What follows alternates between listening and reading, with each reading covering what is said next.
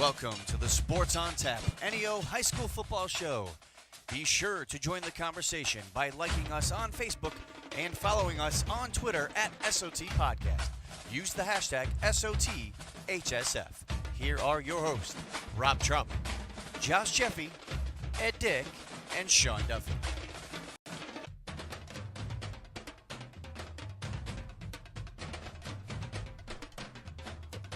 Welcome, everybody, to Sports on Tap. This is Ed Dick here in Studio J with Josh Jeffy, Sean Duffy, Rob Troutman out on assignment today. We are live on Mixler.com/sports-on-tap. You can also read all of our articles on sportsontap.podcast.com. And listen to us, and you read all of our stories on neosportsinsiders.com as well. We are covering Week 9 of the Greater Cleveland Conference, the Southwestern Conference, and the Suburban League. We are getting real close to playoff time. Some schools have clinched their respective playoff berths. Some have clinched a home game. Lots of teams are still battling to get into that top 8 in their respective regions, and some teams are battling for pride. As we go on to Week 10, the last week of the high school football season. Gentlemen, how are we doing tonight? You want to unmute yourself? We're doing okay. We're doing okay. There is a flurry of activity across the table right now. Flurry of activity, but we're going to make it through. Yes. Yes. Rob Troutman is on assignment tonight. He was you don't really get a true feeling of, the job a person does until that person is not here. So, Rob, we do appreciate you every day of what you do, and don't ever think that we don't. We may not say it to your face, but we absolutely do it. Yeah. We'll never say it to his face. I won't. It doesn't. It's not surprising. I don't want to give him a big head. Well, speaking of big heads, I have no good segue into this one, so we'll just go right to. All right. We'll start with the Greater Cleveland Conference. Josh is going to break down the Greater Cleveland Conference Week 9 results for us right now. Yeah, pretty much a status quo week for week number 9 in the GCC. We're going to start off first at Brunswick. Medina came through with a 20-7 victory over the Blue Devils. Medina. First time this season with back-to-back win, or first time in a long time they have back-to-back wins, and they were led by quarterback Ryan Fisher in this one. Very efficient, 28 of 38 for 318 yards. However, he did not have a passing TD. He had a rushing TD and a TD reception. That passing TD came from wide receiver Chris Kelly. He had in this game, along with the TD pass, 6 catches for 151 yards. Both 318 yards for Fisher, 151 yards for Kelly are school records. They are number 2, second most in school history for a game. The other touchdown for Medina was a 71-yard pick six by Ethan Johnson.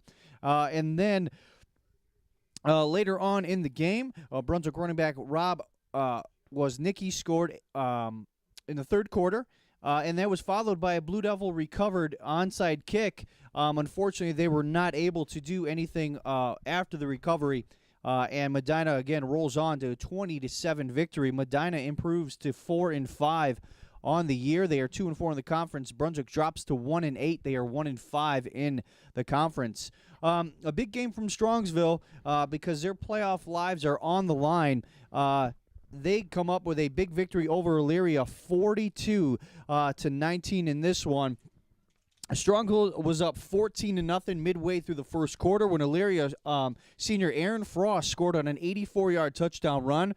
Then the very next series, Strongsville won on an 83-yard, 11-play drive to score a touchdown, take a 21-7 lead after the first quarter. Strongsville then answered with TDs by Taylor Griffin and Tyler Walters, and that ended up being the end of the first half, 35-7. Strongsville went on to remain in control of this game and locked in a 42-19 victory over Elyria. And like we mentioned, those are some big-time that's a big-time win. Strongsville needs to win out if they want to stay in that playoff race. Yeah, they do. They're in a very precarious spot right now at 8 in the region. The top, we'll go over a little bit more as it goes on. But right now, Massillon Jackson, Cleveland Heights, and Medina are all nipping at Strongsville's heels. So obviously a big game coming up next week for Strongsville in the Week 10. Moving on, before we move on, Strongsville does improve to 6-3 on the season. They're 3-3 in the conference. Elyria drops to 0-9. They are 0-6. They're trying to get a victory this coming week. They're going to try to avoid their first winless season since 1911. So this is for Elyria. It's a big game for them, but it's going to be very, very difficult. Next on the docket, Solon with a 20-7 victory over Shaker Heights. This one was a very sloppy game as both teams combined for 17 penalties for 135 yards. So they definitely went to the Hugh Jackson School of penalty usage. I'm not bitter or anything. Yeah, not at all. Not at all. In this game, Solon did control most of the game. It was 20-0 at the half. They were led by running back Khalil Eichenberger, 19 rushes, 96 yards, and a touchdown. Quarterback Pat McQuaid had 86 yards and 2 scores. For this one, the only Shaker touchdown was a 46-yard fumble recovery by Victor Ford Jr. So the Shaker offense, which has at times this year shown a lot of power, a lot of prominence, did not show up in this game. Again, Solon's defense is one of the best in the conference, so you have to give it up to them. Solon came through with a nice, hard-fought victory. They improved to 8-1, 5-1 in the conference. Shaker drops to 5-4. They are 3-3 in the conference. Now, Menor trying to bounce back from last week's loss, and they did so in good fashion against a very good Euclid team. They win 29-7. Menor opened up the scoring with a safety in this one. And then on the next offensive possession, quarterback Luke Floria scored on a 40-yard touchdown run. Floria in this one actually led the team in rushing. He had 21 rushing attempts for 136 yards. Menor running back Varney Spansel, 76 yards, 2 touchdowns in this game. Euclid's only score came in the second quarter. It was a 2-yard run by big-time running back Brandon Wright in this one. So this was a big game for Euclid. They were looking to kind of take the reins of the conference lead, but for now we have a 3-way tie. Menor improves to 8-1 on the season, and they are 5-1 in the conference. Euclid is 7-2 on the season, and they are also 5-1 in the conference. So, as we mentioned, all 3 teams on top are tied for the conference lead with 5 victories apiece. All 3 of these teams with Strongsville are in the playoff race, according to JoeIdle.com. Menor is still number 1 in Division I, Region 1. Solon is number 2 in this one. Euclid still in the top 5. They are number 5. And according to Joe Idle, Strongsville is number 8. With the exception of Strongsville, the top 7 teams have clinched a playoff spot. So this is a very important game for Strongsville as they are coming up. The rest of the GCC goes as follow in the region. Medina sits at number 11, Division I, Region 1. Shaker Heights is 14. And Brunswick rounds out Region 1 at number 18. For the Elyria Pioneers, they are in Division I, Region 2. With not a victory thus far this season, they are at the bottom of the region, sitting at number 17. So the Week 10 schedule goes as follows. Solon will travel to Medina. Brunswick will just go up north on Route 42, and play Strongsville. Euclid will travel to Shaker, and Elyria, trying to avoid that winless season, will travel to Menor. Not looking too good for Elyria. No. I mean, listen. Coming from the team who's also has won 1 game. Yeah. Regardless. Yeah. I mean, Elyria, you hope they could pull something out. Maybe Menor's kind of looking ahead to the playoff matchup there. What's really intriguing me is looking, and I know Ed mentioned this earlier, is just the precarious position that Strongsville is in. I mean, at best, they're and again, this is Joe Idle. This is us reading the tea leaves, so to speak. But there are 2 teams below them that if they win next week, they will leapfrog them into that 8th spot. So I don't know if. I mean, obviously, you want them to. If you're a Mustangs fan, you want them to win that game. It's at Brunswick. It's a rivalry game. We get that. but you're also hoping now not one, but possibly those 2 teams behind you lose, so you still maintain your position at number 8. And then you have a very tough matchup at 8 because assuming Mentor does what they do and takes care of Elyria, you're then having to play Mentor for the second time this year, and it didn't fare so well the last time they played. I believe the score was a lot to a little. Yeah, 45-20. I mean, granted, it's hard to beat a team twice in one league, but Strongsville is in a pretty precarious position, Ed. I mean, there's not a lot of momentum on their side to continue to hold their 8th place right now. No, because I mean, in speaking with Joe Idle last week, he obviously explained the what goes into the playoff formula, and right now they're playing a team in Brunswick with 1 win, and unfortunately for that, for Strongsville, that's not going to help them out as much as a victory by Massillon Jackson, who plays a 6-3 North Canton Hoover team, or Cleveland Heights, which plays a 9-0 Maple Heights team. If both those teams can pull off wins, it's more than likely that they will knock off Strongsville, even with the Strongsville victory. Strongsville is also going to need help from Berea Mid-Park, Hudson, and Kenton Central Catholic. All teams that they have beaten in the earlier in the season, they need them to win their respective games to help boost their profile up. So, yes, they need to take care of business. That's first and foremost. But secondly, they need help. They need help in the form of the teams that are below them. If they lose, obviously it's going to help them out. But they need the teams they have defeated to come out big for them in Week 10.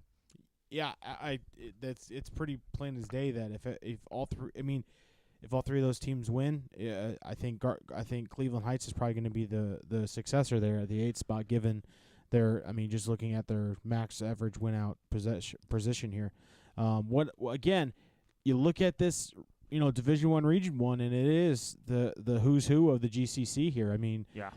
Mentor, Solon, Euclid, right now Strongsville. I mean, that's a pretty good haul for that division. And, St. Ed's and St. Ignatius, obviously they'll play the Holy War this week at Brown Stadium. Those obviously that may shake some things out, but all these teams from 1 to 7 have all clinched a spot. So now it's a matter of seeding. And I'm interested to see if Mentor and Solon can hold serve at 2 and remain at the top 2 seeds. That'd be a pretty interesting regional final. If everything holds serve. But again, once the playoffs start, we never know. A lot of teams, stumble coming in there, have problems on, playing at maybe a neutral site. Who knows? But definitely interesting to see how this week 10 has a lot of moving parts, and it's always fun to watch that because it kind of creates a little bit of drama and intrigue going into it. The teams that have clinched a playoff spot in Division I, Region 1 so far are Mentor, Solon, Canton, McKinley, St. Ed's out of Lakewood, Euclid, St. Ignatius out of Cleveland, Austintown, Fitch. Those are right now your top 7 teams in order. They all have clinched a spot. They are all playing in Week 11, but Week 10 will determine who and where they will be playing, and then obviously Week 8 from 8 through 10. Even Medina has an outside shot because they do play Solon, who has a lot of computer points that they can gather. They have a very outside shot. Same with Berea Mid-Park, which we'll get to here in the next recaps. But lots going on in Division I, Region 1 here. And Josh, it's very, very possible that we're gonna have a 3-way tie for the GCC. Yeah, that'll be interesting. And how would they go about doing that? Like, how do they determine who would win? I think they're just tri-champions. Yeah, they would just try share. Yeah, I mean, because you can't. I don't know if you really. They all beat each other. That's the thing, you split the trophy into thirds, and then you do a coin flip for the top part of the trophy, and the middle part, and the bottom part. Thanks, Ed. Appreciate that.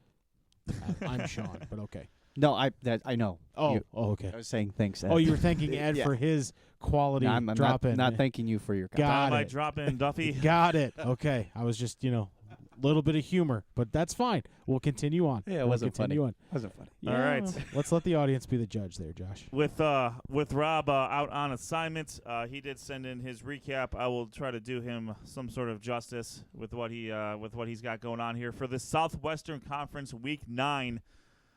We start in Amherst Steel, where Avon was 7-1, 6-1 going into this game against Amherst Steel, which was 5-3, 4-3 in the conference. They did need a bit. The Steel Comets were looking for a big win at home to keep the playoff hopes alive.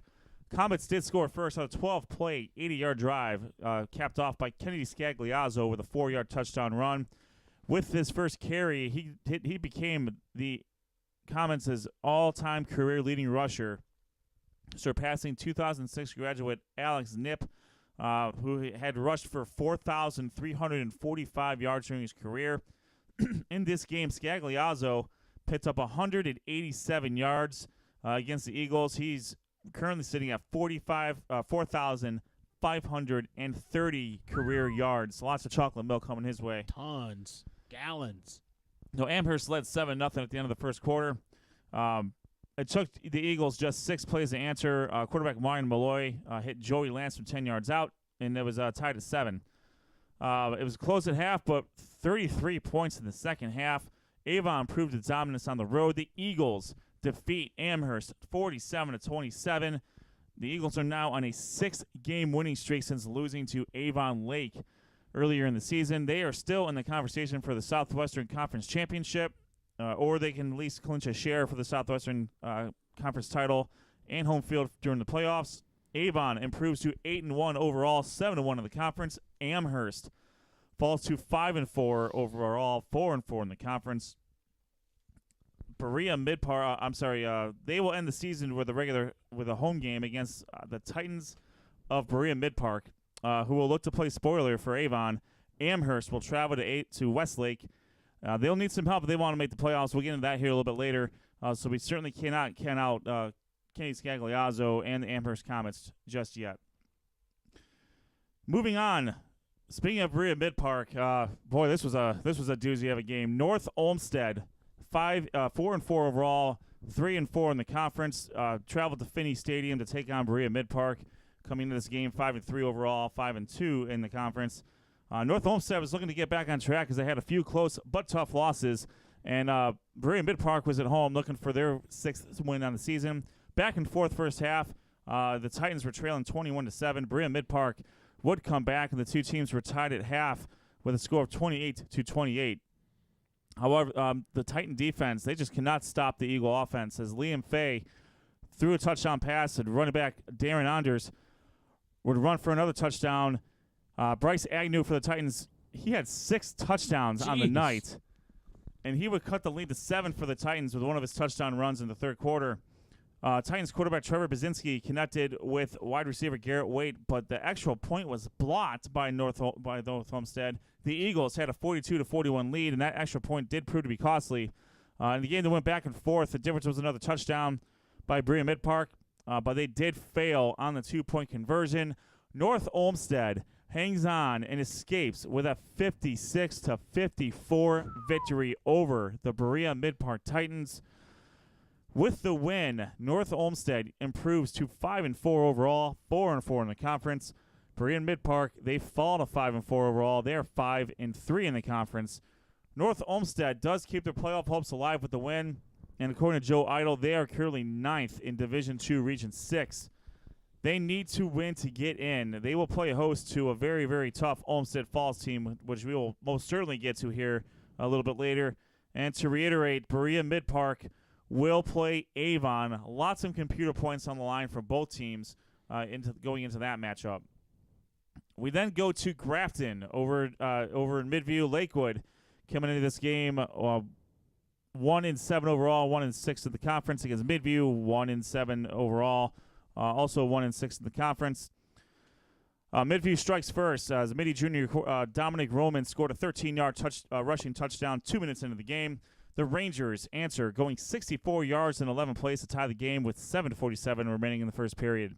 Sophomore Phoenix Jurillis caught the 2-yard touchdown pass from Ranger quarterback Albert Willamy. 3 minutes later, it was Midview quarterback Andrew Gooch connecting with wide receiver Isaiah Johnson with a 39-yard touchdown pass and a 13-7 Midview lead. Lakewood would drive down to the Middy's 20-yard line when Midview defensive back Zach Gill would intercept the Rangers' pass in the end zone, ending that drive. 3 plays later, Midview strikes with a 52-yard touchdown pass from Gooch to wide receiver Edwin Relat. It was 20-7 Midview late in the first quarter. Midview will put on 2 more scores in the first half. It was 34-7 in favor of Midview. It did rain very heavily in the second half. Midview was able to get the running clock in motion, and the Middies go on to a big 49-14 victory over the Lakewood Rangers. With the win, Midview improves to 2-7 overall, 2-6 in the conference. Lakewood falls to 1-8 overall, 1-7 in the conference. Lakewood will host North Ridgeville. Midview will host and try to play spoiler versus Avon Lake. Moving on to Westlake. We will travel to Westlake, where North Ridgeville, 2-6 overall, 2-5 in the conference, took on the Demons, 1-7 overall, 1-6 in the conference. North Ridgeville has won 2 out of the last 3 games, and they were looking to continue the winning ways to cap off the season. North Ridgeville got off to a quick start with a 19-yard field goal by Aiden Vanover. Matt Steinmetz then connected with Jeremy Sanchez for a touchdown. The Rangers defense held the Demons offense in check, and the Rangers led 17-0 at half.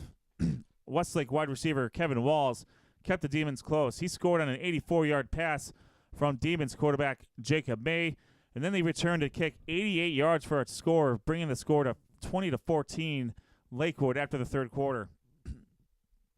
The Rangers then proceeded to outscore the Demons 22-3 in the fourth quarter. North Ridgeville runs away with a 42-21 victory.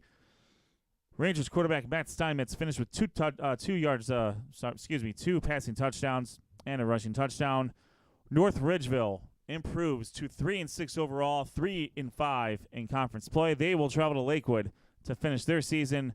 Westlake falls to 1-8 overall, 1-7 in the conference. They will host Amherst.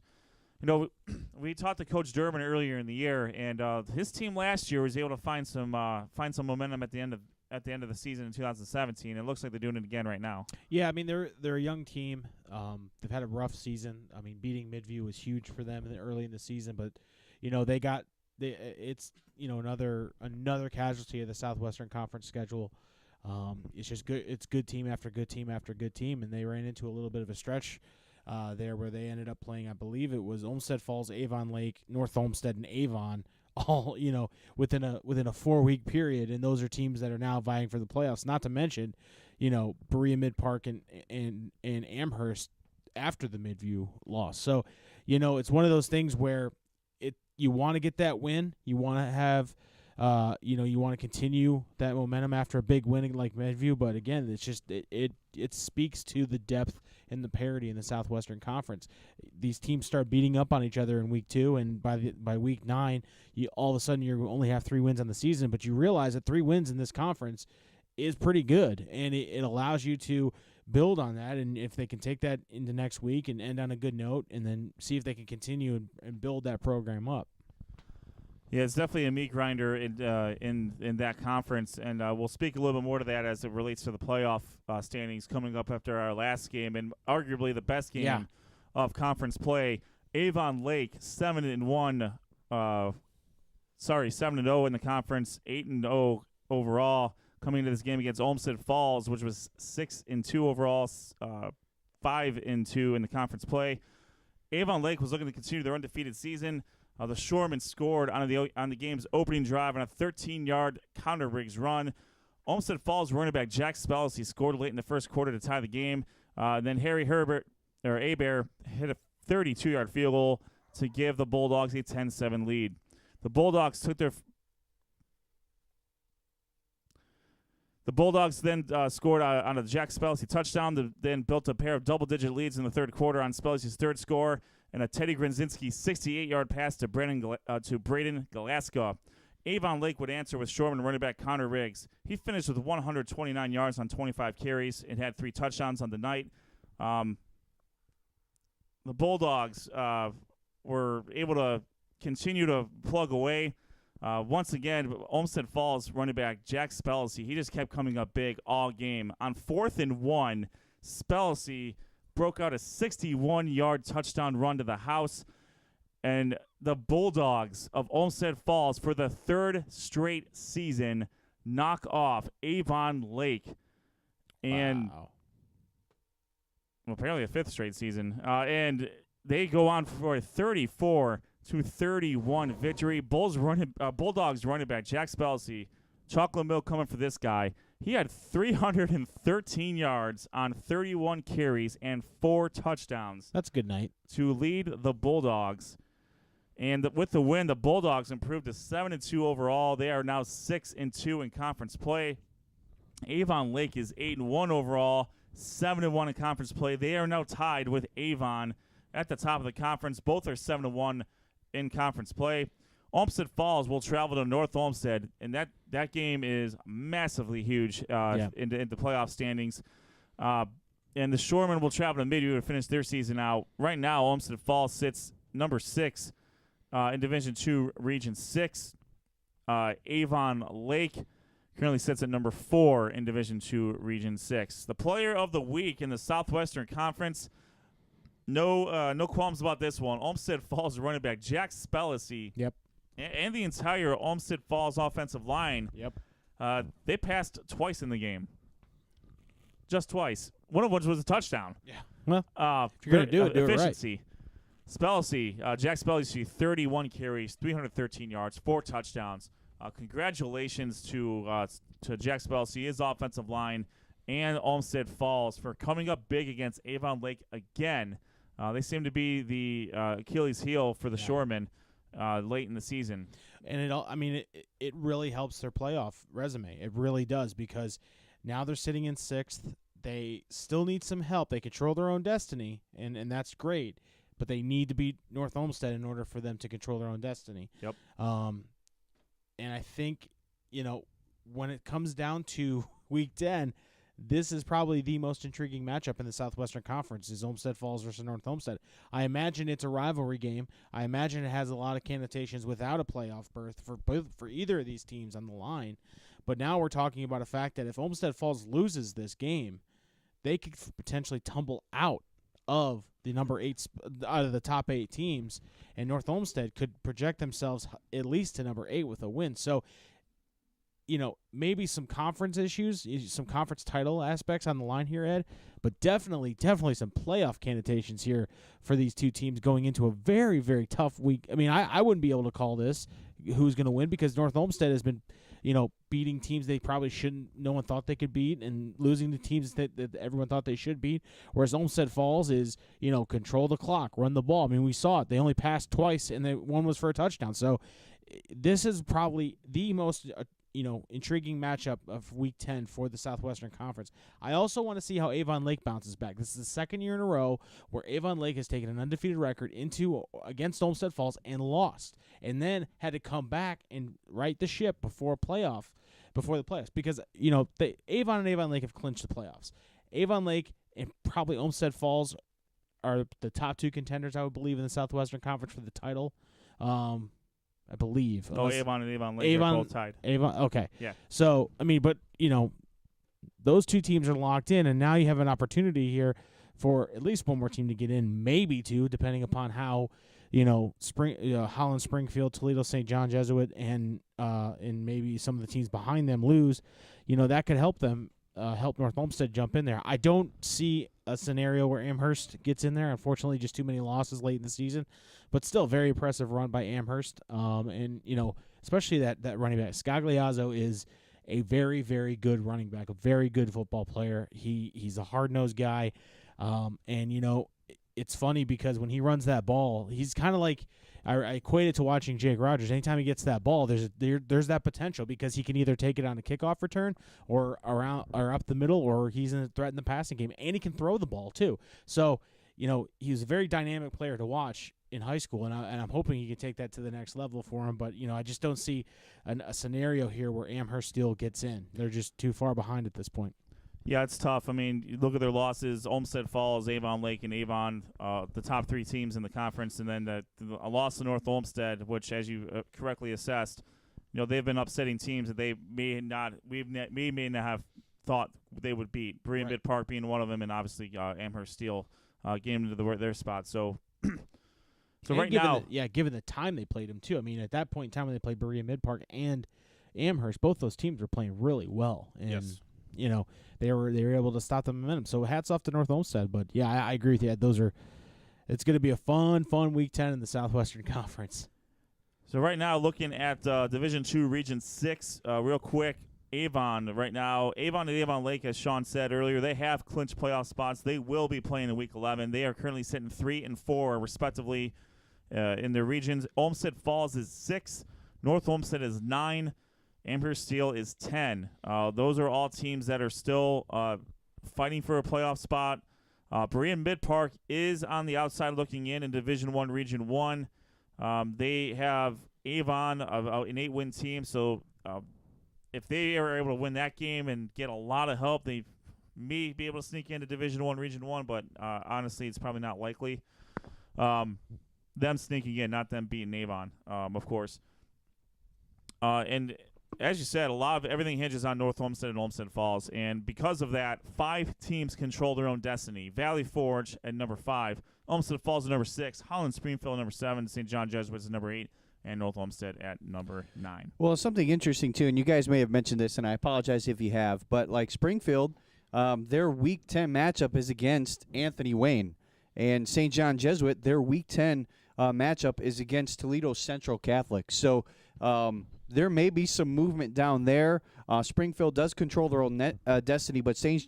John Jesuit, their destiny is controlled due to Olmsted Falls and North Olmsted. So there's a lot of things riding on that Olmsted Falls, North Olmsted game. And funny story, I actually work with a Olmsted Falls alum, and we talk about high school football almost every day, talking about it. And he's under the assumption that if Olmsted Falls still loses, they'll get in, and he's actually for that if that does happen, and if they do get in, because he is tired of playing conference opponents in the first round of the playoffs every year.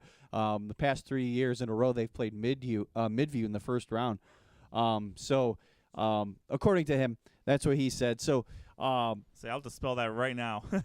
Yeah, I don't see how. No, hold on. That's not true. Never mind. He could be right. Yeah. Wow. Never mind. I jumped ahead to the second round matchup. So yes. Okay. Yeah, when you have a conference that they all reside in the same region, yeah, more often than not, that's going to happen. It's bound to happen. So he's more apt to play some of the Toledo teams. But I told him, I said, well, those teams are pretty good. So I would just careful worry. what you wish for. I there, would just bud. worry about winning, and then go on from there.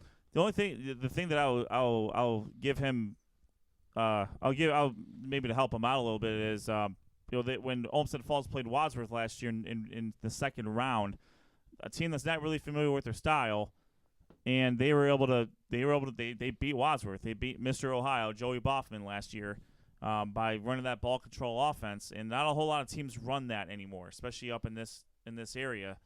So familiarity with all the Southwestern Conference teams. Not to say they, obviously some teams aren't able to stop them, but you may be able to sneak up on a team like Central Catholic or Anthony Wayne because they haven't seen it yet. So, to his point, this is a very, very exciting conference here, and a very, very exciting region discussion with Division II, Region 6, and. We will certainly wait to see what happens. A lot hinges on Olmsted Falls and North Olmsted, and everything's going to fall into place after that. All right, we're going to step away for a couple minutes. When we come back, we will discuss the Suburban League, the American and National divisions, and we will, Rob, if you're listening, we'll have the Buckeye recap. Yeah, Buckeye recap, Rob, coming right to you, bud. And we'll go over their respective playoff regions as well. This is Sports on Tap. Buckeye we'll recap be right back. coming back.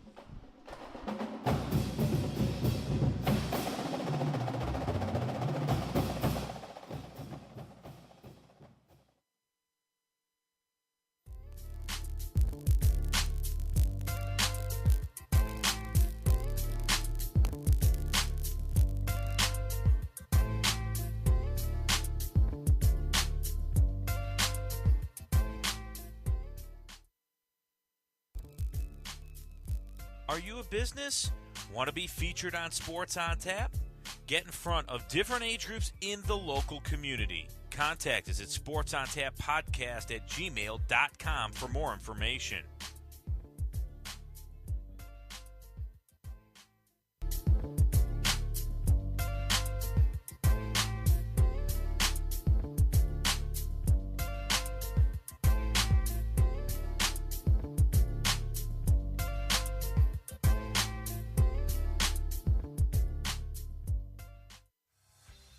RRT Productions, specializing in creating sports recruiting videos for all high school athletes. Want to play at the next level? Promote your talents with a video to send colleges. Affordable, experienced, and a high-quality video. Make us your local video production company. Visit our website, rrt-productions.com, and contact us today. RRT Productions, we shoot, we edit, you win.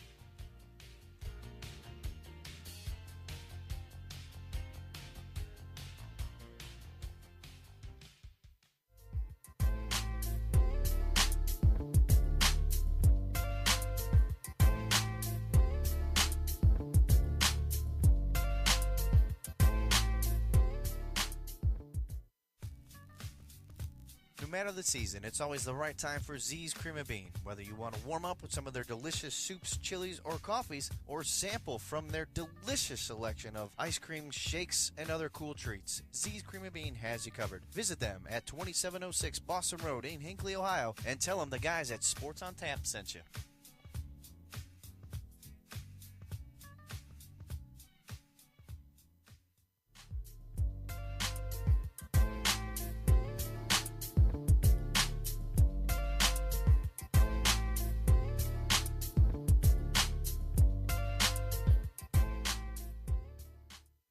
For the best coverage of Cavs, Indians, and Browns, check out NEOSportsinsiders.com. NEOSportsinsiders.com brings you breaking news, opinions, and video from all things related to your favorite Cleveland sports teams. Like us on Facebook and follow at NEOSportsInsiders on Twitter for live updates from all the games. NEOSportsinsiders.com, bringing you the best in Northeast Ohio sports coverage.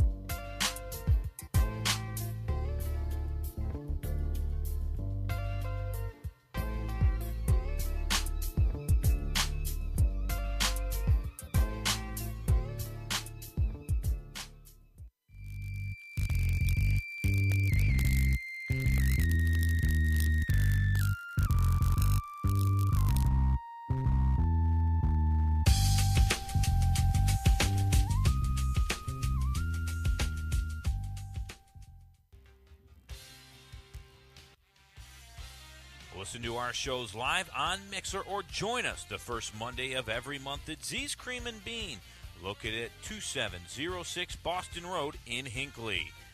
Want to listen to past shows? Go to our YouTube page or website, www.sportsontappodcast.com.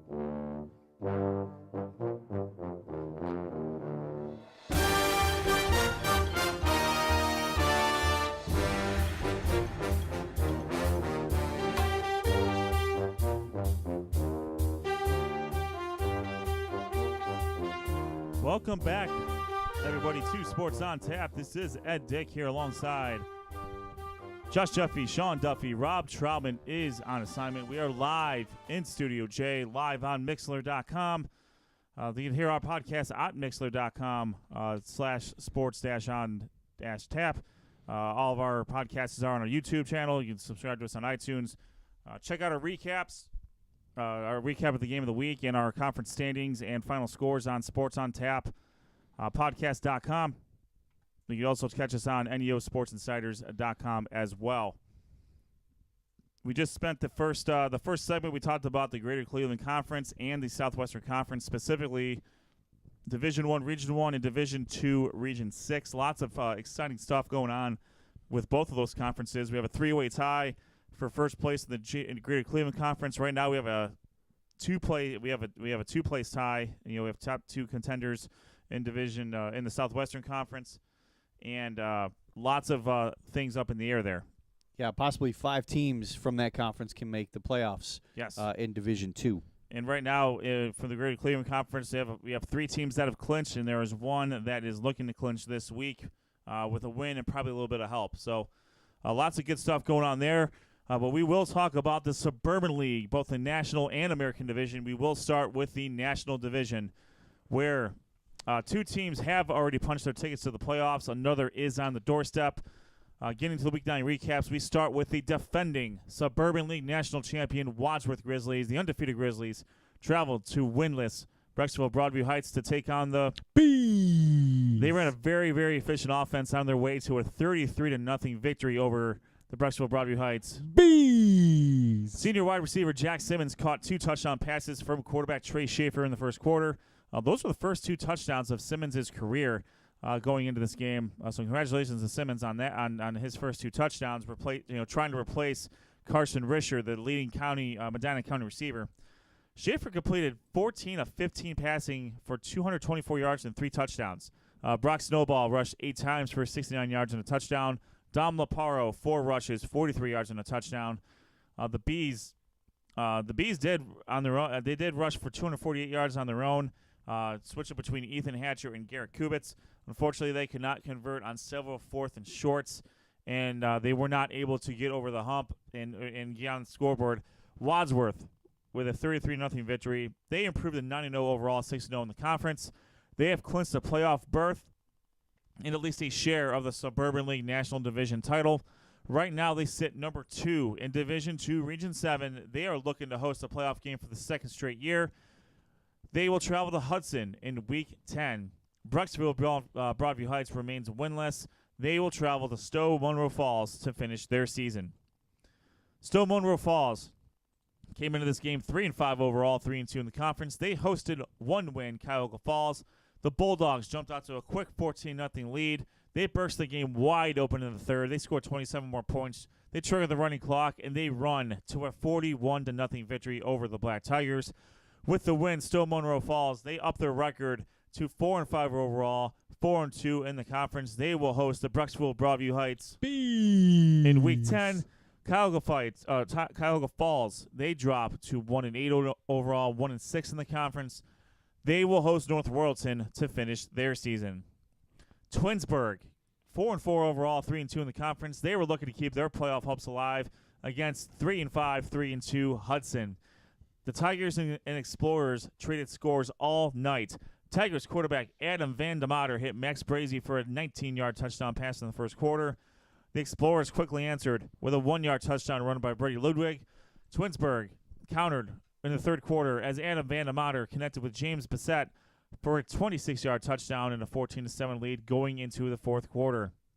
Ludwig for the Explorers found the end zone one more time. This one from 33 yards out to tie the game at 14. The Tigers were able to get in the field goal range, and from 23 yards out, Ethan Woolwend hits the field goal and helps the Tigers get a 17-14 victory over the Explorers. With the win, Twinsburg moves to 5-4 overall, 4-2 in the conference.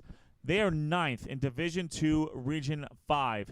They will attempt to qualify for the playoffs when they travel to Macedonia, Nordonia in Week 10. Hudson falls to 3-6 overall, 3-3 of the conference. They will close their season out against undefeated and host Wadsworth. The game of the night resided in Macedonia as the one-loss Knights hosted 3-5 overall, 1-4 North Royalton. This scoreboard did not get a break after kickoff. The Bears were more than up for the challenge against the Knights. They quickly went up 14-0 on touchdown runs by Simon Antonio and Joey Marisek. Nordonia's Robbie Levac countered with 3 first-down touchdown passes, all to the Joneses. A 66-yarder to Julius and a 32 and 61-yarder to Joel. Nordonia led 35-34 at the half. They kept their pedal on the gas. Julius Jones returned the second half kickoff for a touchdown. The Bears came all the way back. They took a 50-49 lead with 11 minutes left in the game. Jimmy Osborne kicked the field goal to give the Bears that lead. Lead back, then rushed for a touchdown to take the lead back for good. And then the icing on the cake came by way of a 62-yard punt return for a touchdown by the Knights' John Henderson. A 63-50 win. Ooh. Nordonia over North Royalton. Lots of stats here. Nordonia quarterback Robbie Levac completed 18 of 29 passes for 391 yards and 4 touchdowns.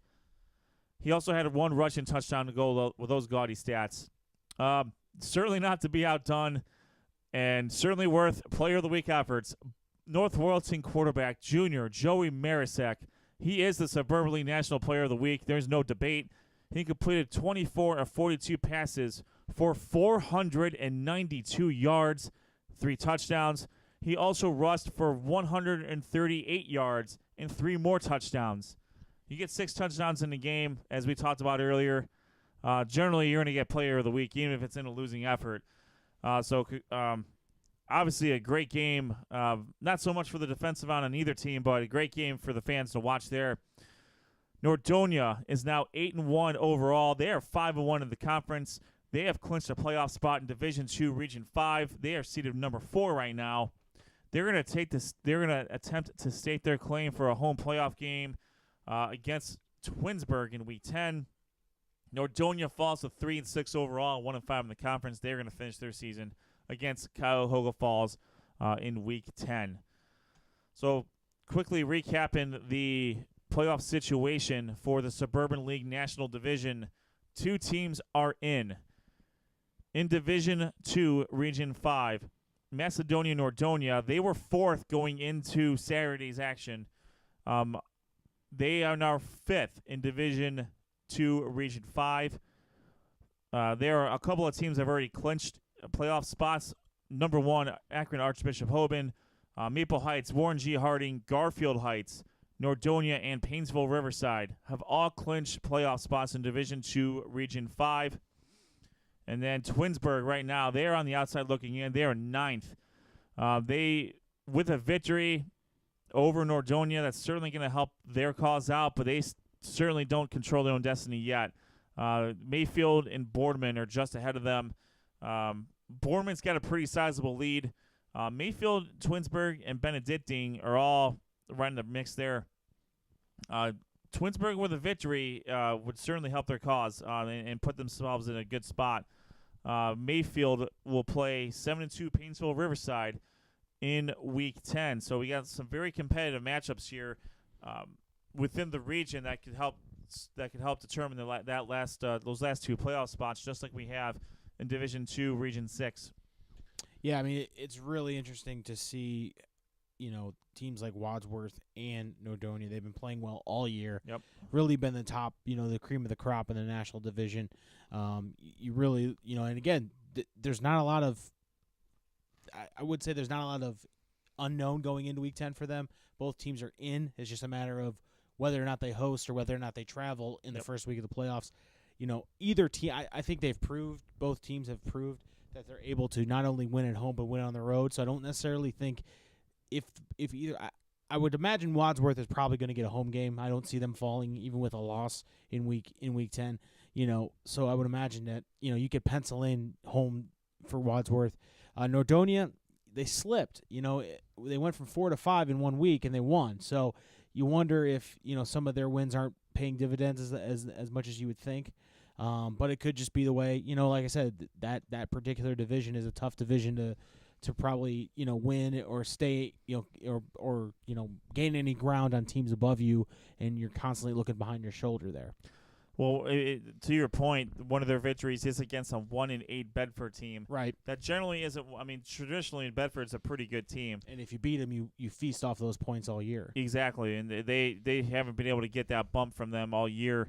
They have beaten Woodridge from Peninsula, and they've beaten Mayfield. So those teams are 5-4 over respectively, and then their one loss is a 9-0 Wadsworth team, which you can't fault them for that. I mean that was a really, really good game. Just that you have to get over the hump if you want to make sure you clinch yourself a playoff spot, which they've already done. Nordonia has already done that. It's just a matter of where they're going to be playing. Wadsworth right now is number 2 in Division 2, Region 7. not really much more to say about them. They win. They're most likely going to host a playoff game, and that was a very exciting atmosphere that Josh and I got to experience last year. Very, very awesome. It's an awesome high school stadium. It's kind of in the middle of a neighborhood.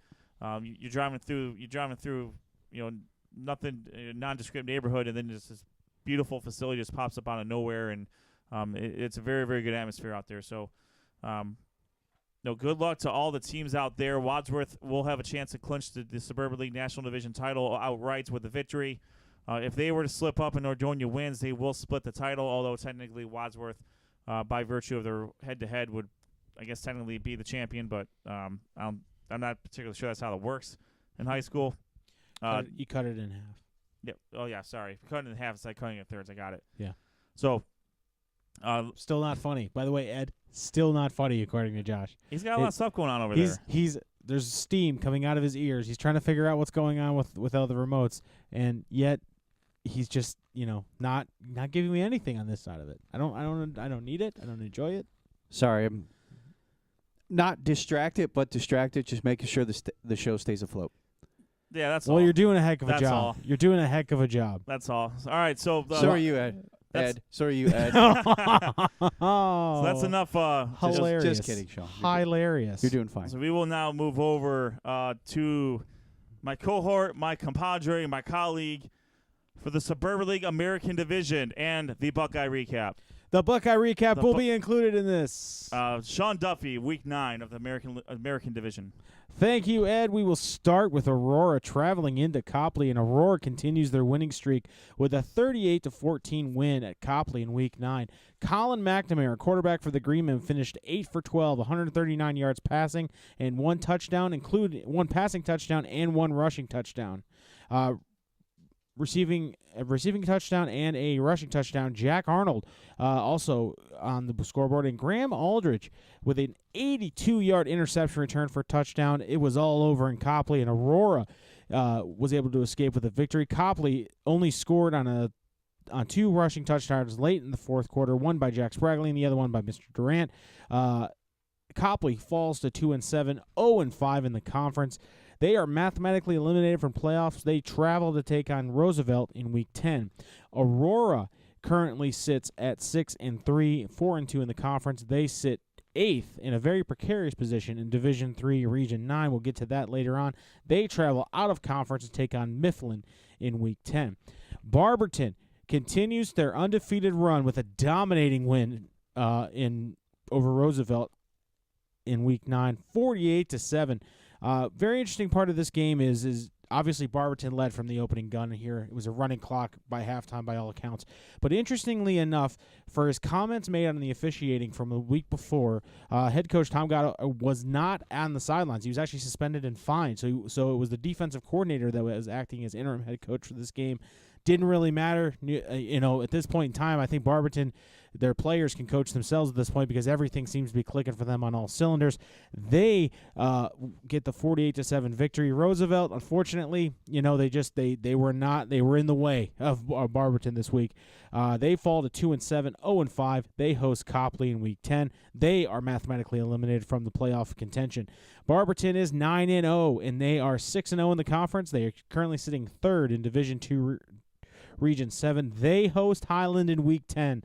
And guys, coming into this week, we were very concerned whether or not both Barberton and Highland could take care of business and set up a very, very interesting matchup in Week 10. We got our wish as Highland was able to secure a 49-12 victory at Talmadge in Week 9.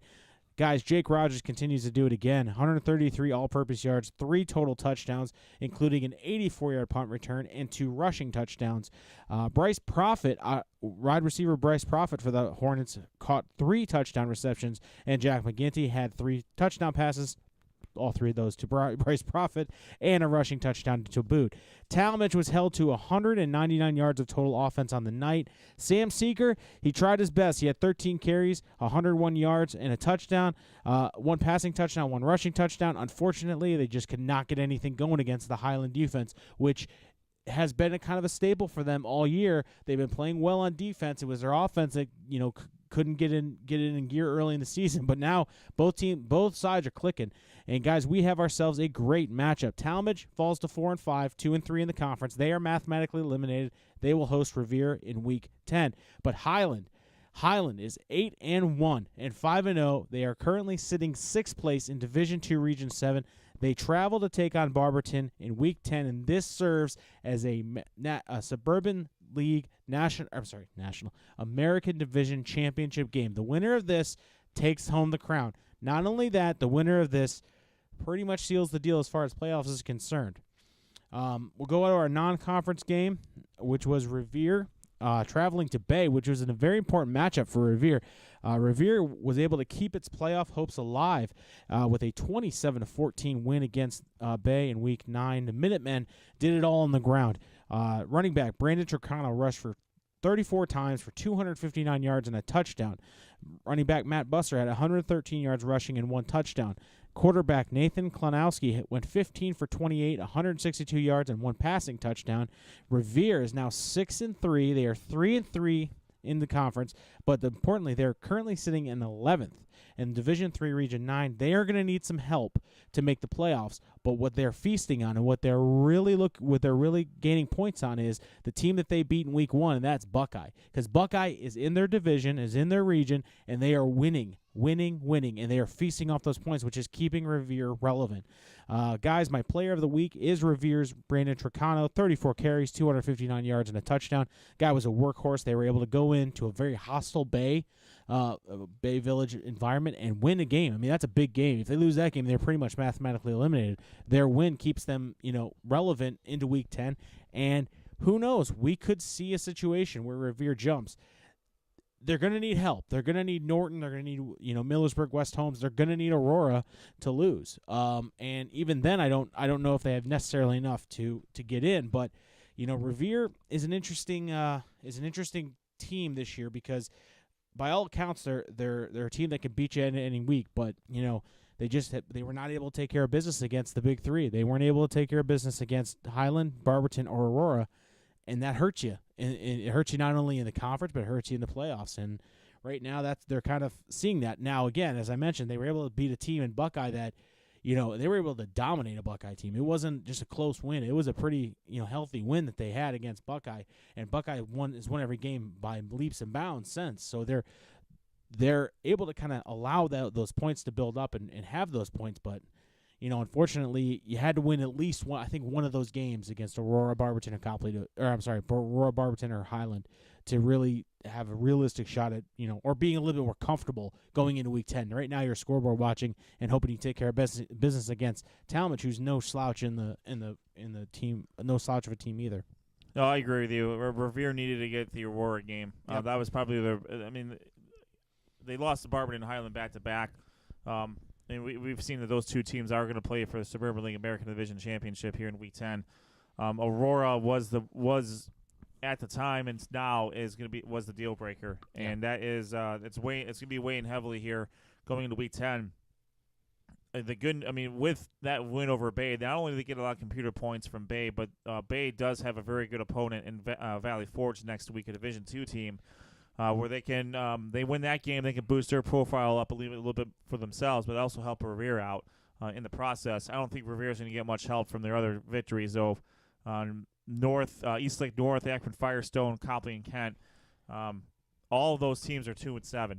Yeah. So that's where your strength of your wins may come back to get them if they are not able to, if they can defeat the Blue Devils. And move on. Yeah, I agree with you, Ed. And, one of the teams, again, outside of that is Aurora's chances here. We look at that particular division and see that, Region 9 has them sitting in that A spot. And, obviously you want to see, their big wins are, CVCA at Twinsburg, Revere, and, Copley. And a Mifflin win doesn't really help them. I think the Mifflin win last year helped them get into the playoffs because Agreed. Mifflin Mifflin was playing really well. And now they just don't have that same.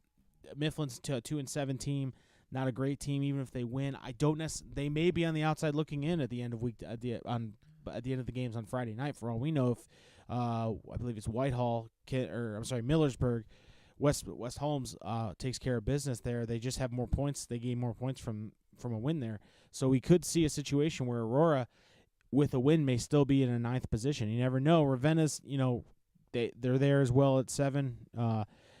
Those 3 teams, I think, are with Revere kind of an outside shot, Norton kind of an outside shot to get in. But Aurora's going to be doing some scoreboard watching while they're playing Mifflin.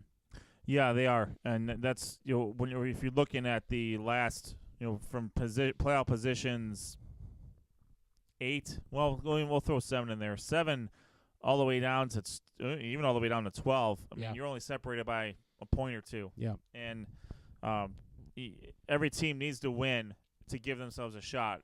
Chardon is currently sitting at number 4 in Division III, Region 9. They have a chance to clinch with a victory this week. Marlington, out of Alliance, the Dukes, they are able to defeat their rival Alliance High School, the Aviators. They are able to get to clinch their own destiny. Whoa. You mean to tell me that all this time the Alliance team is called the Aviators? Yes. There's only one team that should be called the Aviators. And that's the Vandalia Butler Aviators. I don't know, man. I mean, I know it's their team name and there's nothing I can do about it. Yeah. But, History.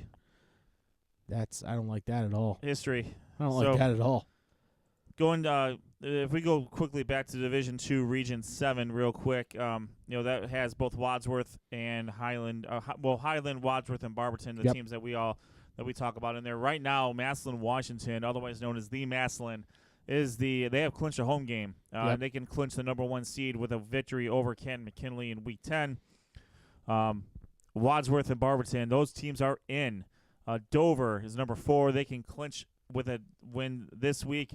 Highland can clinch with a win this week, and Whitehall Yearling can clinch with a win this week. Everybody else can win, but they need to watch a little bit. Joe Idols obviously has everything unofficial playoff statuses, but they're as good as gold. And he's saying that most of these teams aren't in if they win. So they have to win and get some help along the way. So for the Suburban League, both American and National Division.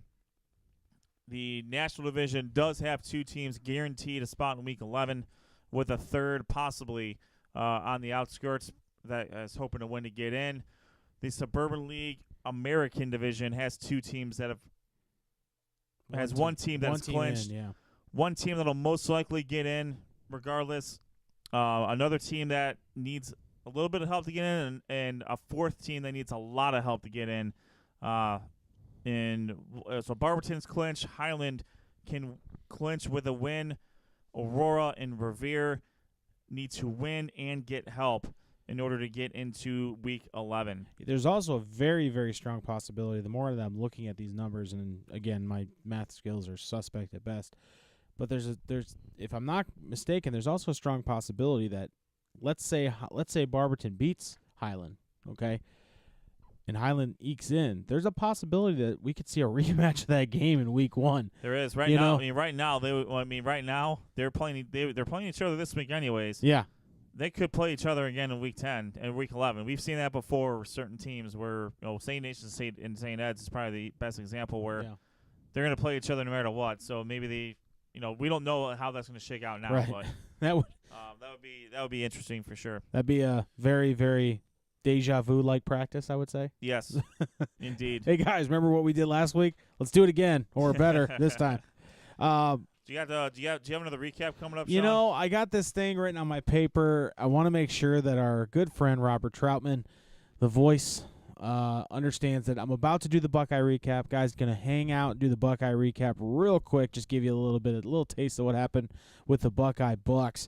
Buckeye clinched its 6th straight PAC Stars division title with a and their last with a 49-7 drubbing of Keystone. The Bucks were led by offensive standouts Jacob Durkee, who had 124 yards rushing and 1 touchdown. Armando Nye, 102 yards rushing, 2 touchdowns rushing. And Dom Monaco, 40 yards rushing, but 3 touchdowns. I wonder how many goal line carries Dom Monaco got in Week 9.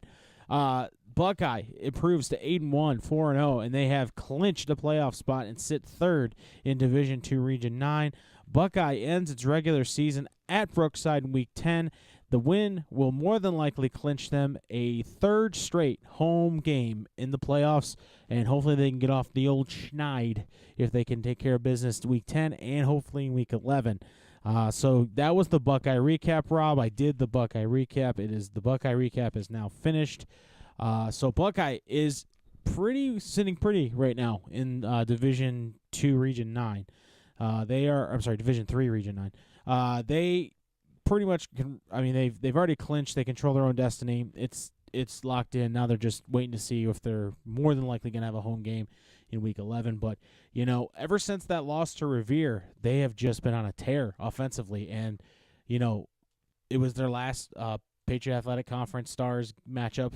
This is their last title. Oh, I'm sorry. Yeah, they have their one last more, yeah. title, their last ability to win the title before they move to the Great Lakes Conference. This will be their last game next week. But, it's going to be interesting to see how Buckeye, moves into the Great Lakes Conference. That's maybe a thing we could talk about next week once we have our recaps and things like that, is what we can see going in the future, because, gone are the teams that they've been able to roll over the last couple of years, and income Bay Village, income Rocky River, Parma income schools. It's a step up in competition, and I think they're going to respond well to that. But they've been playing very well this year and look to secure their third straight home playoff game. Yeah, for Buckeye, looking at that, they have a good foundation of winning football that they're going through right now. So I think now is the perfect time. If they are going to make that jump into a new conference, now is the time to do it. And I agree with you, Sean. I think, there might be a little bit of a competition curve, so to speak, but I think they're going to fit right in. And I think the other teams in the conference that they're going into are looking at Buckeye like, okay, well, we're getting another tough team, so we're going to have to step our game up a little bit as well. So it's going to be fun all around to see what happens next year. So we'll look at a couple of out-of-town scores here real quick before we wrap up our Week 9 coverage. In Division 6, Region 24, Fayetteville Perry, head coach Kevin Finch down there, took on Blanchester. Did not go so well for the Rockets. They suffer a 69-0 defeat at the hands of Blanchester. With the loss, Fayetteville falls to 5-4 overall. They are going to travel to Bethel Tate next week in Week 10. Blanchester improves to 4-5. And my Vandalia Butler Aviators, the true Aviators, I don't care what Alliance says, have clinched a playoff spot in Division 3 Region 12 after a 27-9 victory on the road at Sydney. Next week they take on Tippecanoe to cap off the season. My Aviators are 6-3 on the season. They are currently sitting 4th in Division 3 Region 12. And I believe if they win this, they would capture, a home game. Or are you sure? It's tough. It depends on how Dayton, Chaminade, Julienne, and Trotwood plays out for them. Because I think, Chaminade Julienne is really the only team that can bump them out. I think if they win, they move up to the 4th spot, and Vandalia Butler drops to the 5th spot, probably more than likely. But you never know what happens. But congratulations! It's nice to see old Vandalia Butler in the playoffs as it was when I was in high school. Congratulations to those guys. Continue to play tough, and we'll see what happens. Yeah, for sure. Congratulations to the Aviators. The only Aviators. Again, I'm sorry. I don't recognize the Lions. That's okay. I don't recognize them. As maybe some of you have noticed the past couple of weeks, we have not been out Game of the Week. Scheduling conflicts have interfered with that, but we'll be back on the field this coming week, and Rob and I will be there, and we're looking forward to that. Sean, I will let you introduce our Game of the Week, since you're very familiar with these two teams. Yeah, the Game of the Week, guys, is pretty much, for me, a no-brainer. I mean, there was some talk about the North Olmsted Falls game, but I think we're going to have to go on down to Barberton Way and see how the Hornets and the Magic's game shakes out, because that's going to determine, I think, it's definitely going to determine the winner of the division, of the American division in the Suburban League, but also it's going to determine if Highland makes the playoffs or not. So there's a lot riding on that game. Now, granted, before this week, I wasn't aware that 4 schools we're relying on the score of the North Olmsted Falls game, but still, this game is probably one of the bigger games that we've ever had in the Suburban League, the American Division, because for the longest time it's been shared. Usually by this point in time, the Week 10 was, I think, only determined who shared it. The winner of this game wins it outright, so that's exactly what you want in Week 10. Yep. The two top teams playing for it. The winner takes all, the whole shebang. And guys, that's a great stadium to watch a game at. I believe we went to Barberton. No, I was not able to make that game, so I'm looking forward to this. Going to a different stadium. It's a great atmosphere out there. Barberton always brings it. Obviously, Highland's going to travel well given the stakes of the game. It's going to be a very, very electric atmosphere. I'm sorry that I'm going to miss it. I'm really kind of ate up about it, but you can't go wrong with a championship game in Week 10. I don't see how you can do that. So, but if you're like Sean and not able to make the game, but you want to keep up to date of what's going on, make sure to follow our Twitter handle at SOT Podcast. Rob will be on the Twitter handle all game showing videos, live videos of scoring plays, giving you updates throughout the game. Also, follow our colleagues at NEO Sports Insiders. They're going to be at various games. I'm sure the North Olmsted Falls game is going to be covered very heavily as well. So be on the lookout for that. And after that, after the games, make sure to log on to sportsontappodcast.com. We'll have a story up there as well, kind of recapping the game of what we saw. And then from there, we come back next Monday to wrap up Week 10, the regular season of the high school football 2018 done. Then we're going to look towards the playoffs, so first-round playoff matchups, which very exciting time for us covering those games. Yeah, it's going to be interesting to see where the seedings are and whether the potential good games are.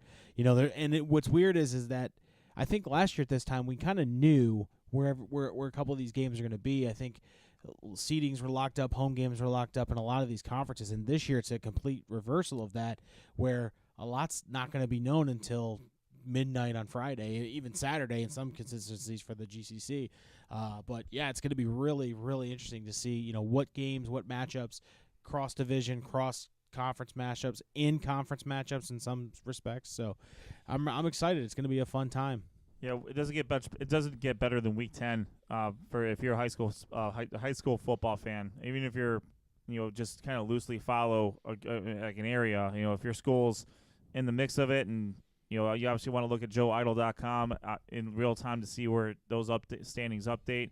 But this is it's the best week of the year outside of probably opening week, where dreams are met, playoff tickets are punched.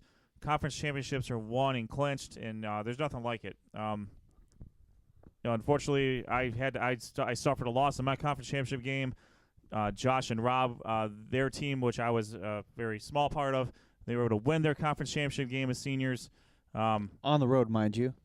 Yes, All yes, right. they did. Very, very hostile atmosphere at Taliac Field, which we unfortunately suffered a different fate there. And Sean. And from the Vandalia side, where'd you guys shake out in your senior year in Week 10? State Final Four, lost on a long touchdown to Columbus Bishop Watterson. So you guys won in Week 10? That was the question. Oh, Week 10, we had wrapped up the division, and I think we played an 1 one-win team. I gotcha. I remember it was senior night, but we ended up winning. Sophomores played in the third quarter. So fair enough. All right, so I'm going to bring this back real quick to you, Sean. I didn't mean to drop State Final Four on you, but I don't get to say Well, it. I don't really want to talk about either my playoff exit or their playoff exit, so we're going to move on from there. Okay. So make sure Josh and Rob will be at Rudy Sharkey State Field down in Barberton. Rudy Sharkey used to be a coach at Mount Union. Okay. Where does Mount Union reside? Do you know? No. Alliance, home of who? The Aviators. Boom. Oh. They should be the Purple Raiders. Sixth Why aren't degree they of Listen, aviation? Mount Union are the Purple Raiders. You can't have the a Wright college. brothers. The Wright brothers You were can't have a born in college Dayton, and Ohio. You can't have a college and the high school the same mascots. Ashland High School are the Arrows. Ashland University are the Eagles. See, I've never understood that. You could share equipment. You could share hand-me-down stuff. It would be great. And also, Mount Union is the only one of the few college football teams that had a kicker that looked like a linebacker. Yeah, Joe Tate said it himself. Printed. Anyways, so make sure. Listen, I don't have any qualms against the Purple Raiders of Mount Union. What I'm saying is when you ask me the Aviators, I automatically think one team and one team only, and that's the Vandalia Butler Aviators, 6-3, headed for 7-3, and a playoff berth, baby. With that, for Josh Sheffy, Sean Duffy, and Rob Traubman on assignment, this is Ed Dick wrapping up Week 9 of Sports on Tap's high school football coverage. Miss you, Rob. Make sure you follow us, follow the game next week. Follow us on social media. And we'll be back next Monday for Week 10 recaps. We will see you on the other side.